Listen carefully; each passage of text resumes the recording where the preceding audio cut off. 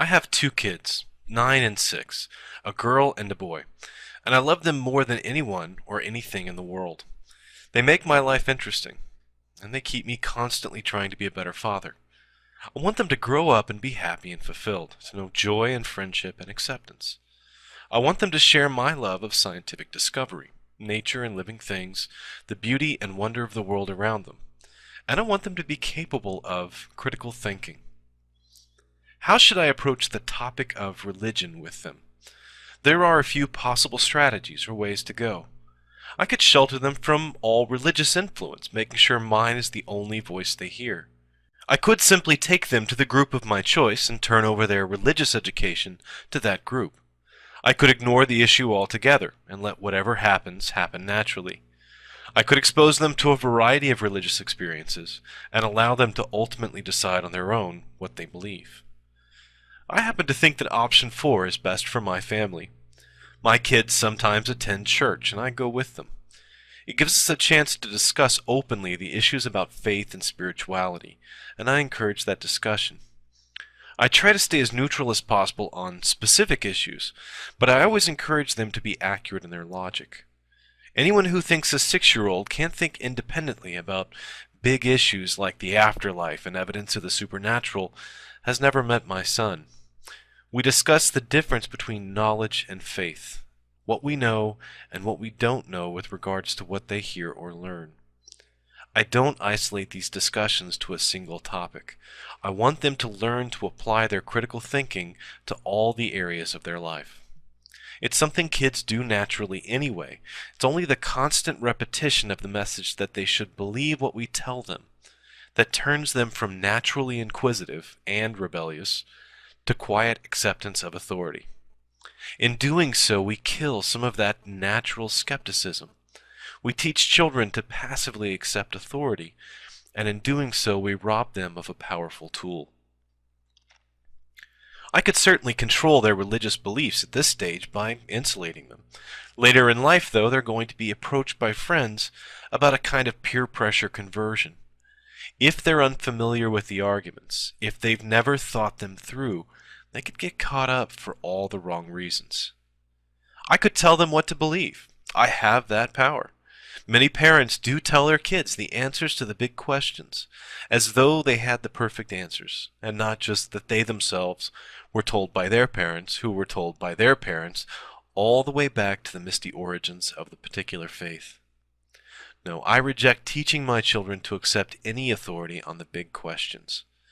But I also reject insulating them in any way from the beliefs of the people around them. It would leave them very vulnerable.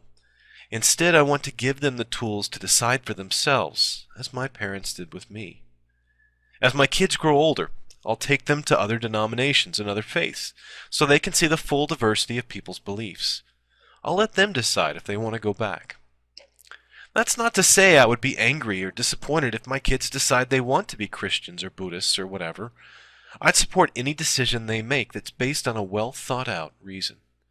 It's more important to me that they make their own choices and follow their own path.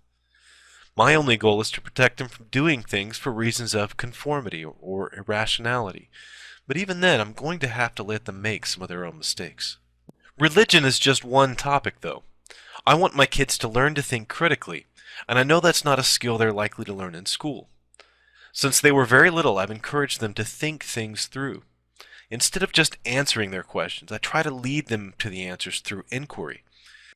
For example, when asked, "Why is the sky blue?" my response was, "Is the sky always blue? Why is it sometimes red or orange or purple? What do you think might be different at those times?" And this led us to putting a glass of water and a sunbeam to create a prism. It's a lot of fun to use guided exploration to answer questions. Honestly, I think my kids try to think of difficult questions to ask so that we can come up with some fun experiment. The other day, my daughter asked if dogs have more bacteria in their mouths than cats do. 48 hours later, she was counting colonies on a bacterial growth plate and having a great time. The answer is yes for our dogs and cats, by the way. More important than the answer was understanding where knowledge comes from, not from authority, but from observation and testing. My daughter has a love of fairies, the tiny women with wings who flutter around gardens. And that's provided a great analogy for a lot of things. She knows they don't really exist, even though she would really like for them to exist. We've discussed that it's not possible to disprove fairies, and that in some way they are real in her mind, but that nevertheless she shouldn't expect to find them hiding behind leaves, and she shouldn't try to explain every rustle in the woods as a fairy. We've talked about how pretending fairies are real is still a lot of fun for her, and makes her happy. It doesn't really make it true. We even made a little house for the fairies out of twigs and leaves. I don't tell her what to believe. I just help her to recognize self-delusion when it really matters. I want her to have magic and mystery in her life. I want her to believe in fairies for at least a little while also knowing that they are a fun part of her imagination. She had a lucky penny that she found at a theme park. Instead of telling her what to believe about luck, I had her test it by flipping it and marking down the results. Then we compared it to a standard penny.